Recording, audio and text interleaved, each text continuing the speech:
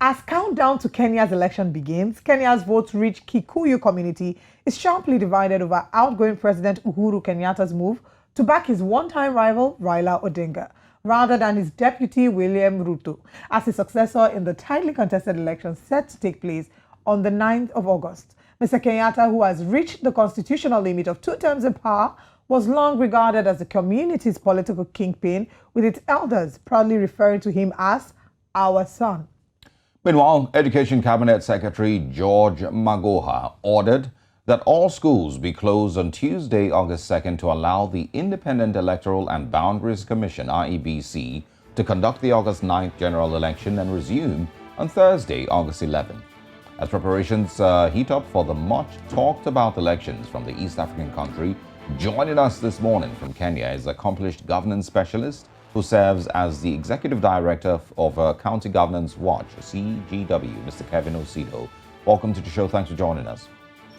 Thank you so much, and it's my humble and pleasure. Good to see you. Let's start with the idea of closing the schools for the general election. Is this the norm in Kenya? And, what has the response been so far from stakeholders?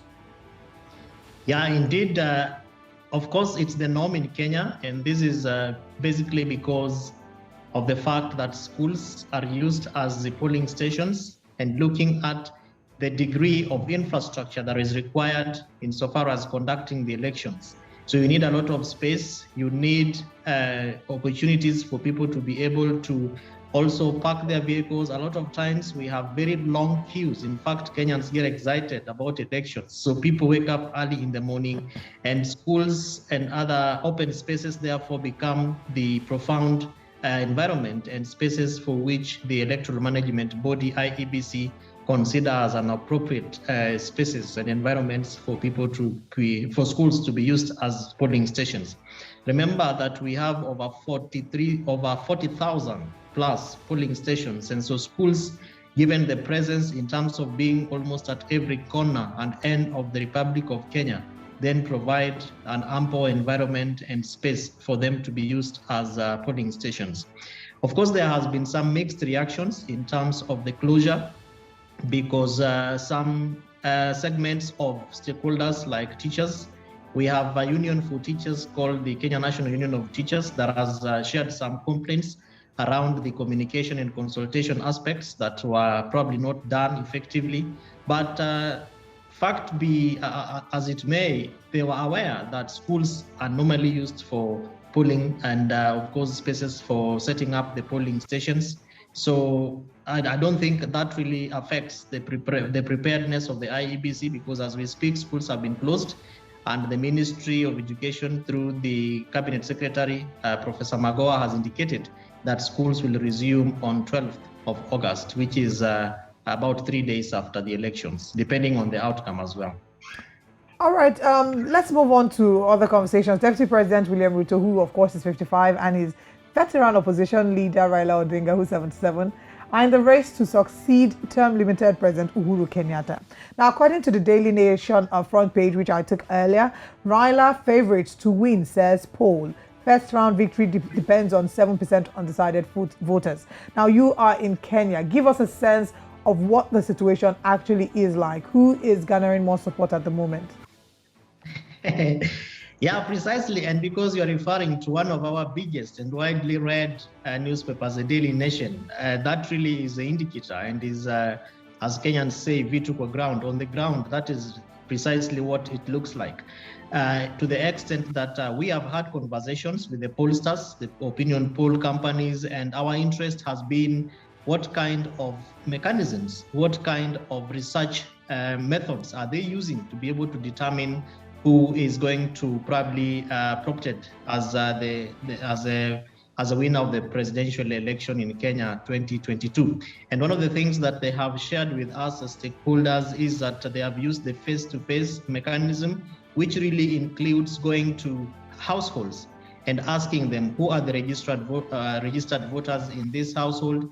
And you basically center on those who have been registered. And to the extent that you've been registered means that you have also verified your voter registration status. And the IEBC, Independent Electoral and Boundaries Commission, had shared a number, an SMS number, 70,000 70000, for which people would then be able to check their registration status. And so when they get to the households, then they basically engage those who have registered and ask them the simple question, of course, among other questions, which include who is your best preferred candidate.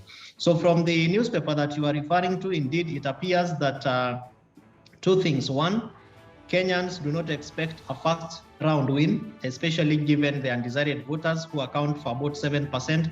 And 7% out of the 22 million registered really accounts for almost 1.5 million voters. And Raila Odinga, as you see from the newspaper that has been shared, already talks, or rather garners about 49% in about two of the rankings that were done. Remember that we have a law that guides how opinion polls are done in this country. And so yesterday was the last day, which is partly why you see all the three pollsters or opinion poll stations sharing their results. And so we expect that political parties, therefore, should be able to look at where they do not have followers and really try to push for people to be able to go out there and vote for them. And secondly is the fact that we have a 7% undecided voters, and that is really quite a huge number. And so it also means that the candidates and their political parties will have to go out there to also excite the candidates, the voters, so that they can be able to go out and vote for them. Of course, Mount Kenya, as probably you may be aware, they do not have a presidential candidate in the 2022 elections. And that is partly why there's a lot of support towards the former Prime Minister, Raila Amolo Odinga, who is also the AU head of infrastructure, the special envoy of infrastructure at the AU. And remember that Kenyans, and of course, we know the kind of contests that have been there between the former Prime Minister of Kenya, Raila Amolo Odinga, and the current president, which is really what occasioned the handshake.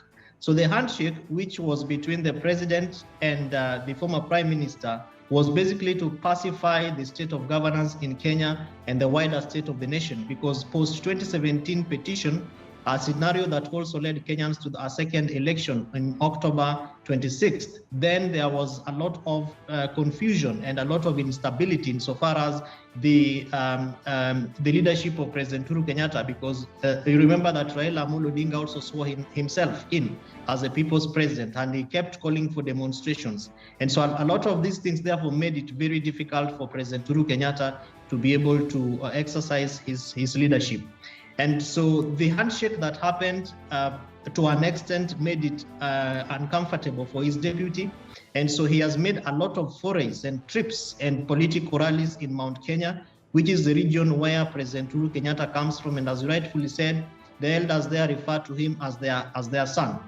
So we look forward to seeing how the voters are going to speak.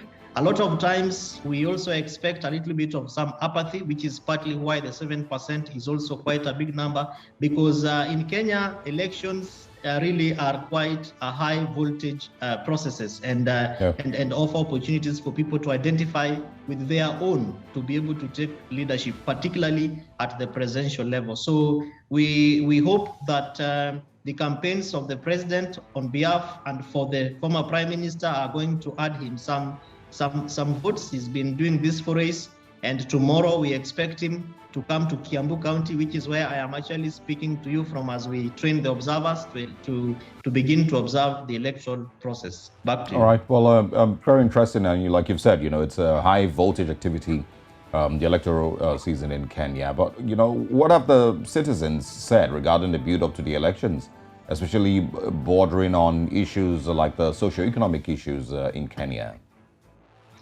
Socioeconomic issues, particularly the economic aspects, have really taken center stage in Kenya's elections. In fact, I would say that probably for the first time, we are having a campaign or a political process that is issue-based, because the other elections have been quite ethnic-centered, cultural-based, and people talking about my tribe and my people. As it is right now, the citizens are concerned about issues, and these issues really border on the socioeconomic aspect. So socially is about the candidate who will be able to unite the country, building up from the handshake, which has also been one of those conversations in political rallies that has also led to the formation of the various political coalitions. So Kenyans are looking forward to that candidate of the president will be able to enhance and strengthen the bits of social cohesion, unity, and aspects of living together as one people, as one nation. Of course, economics, we have had conversations from the various political parties ranging from bottom up, the narrative that has been driven by the Deputy President's Kenya Kwanza Alliance, which really borders around the downtrodden, the marginalized, to be able to be given monies by government. Of course, it has challenges in terms of how that is going to be done by government. Kenya has a budget process that governs how government sends money to communities or to different ministries, departments, and agencies. Number two, we also have a devolved system of governance, which is really a localized mechanism where citizens also have an opportunity to participate in the budget process and the decision-making priorities around what they think is of concern in their locality. So the bottom up has, of course, also received some bits in terms of questions and concerns from people.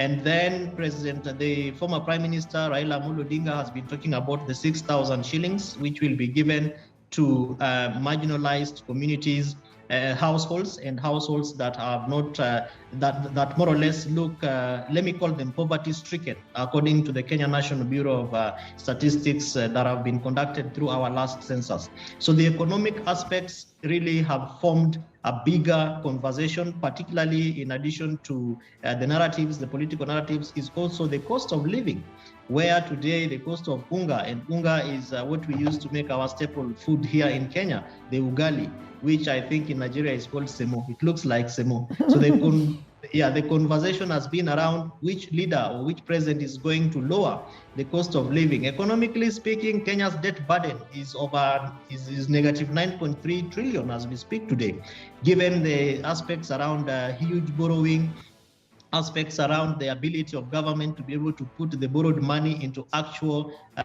expenditure, particularly on issues that relate closely to the people, as opposed to high investment in infrastructure, which a lot of times many citizens might not really look at a very priority issue. So the economic conversation is one of those things that citizens are concerned about.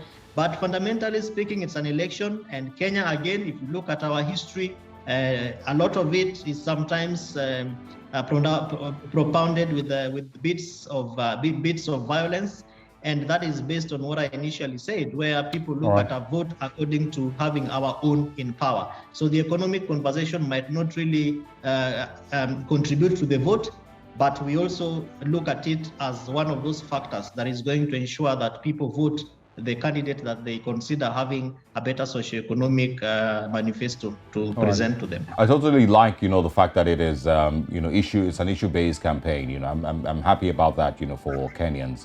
Sausido, just before we let you go in 10 seconds or 5 seconds, what's your favorite soup for semo, like you just mentioned? Your favorite Kenyan soup? My favorite Kenyan soup is samaki, fish. Ooh. Yeah, so it's made of just fish? Yeah, it's made of just fish. You basically, and that is roasted fish, and then you wet fry, and you have a bit of tomatoes and onions. Oh, nice. Sounds like a good cook. Thank you very much, Kevin Osido, for joining us. Shukran. Thank you for the opportunity. We'll definitely bring you back after the elections on the 9th. Thanks for joining us.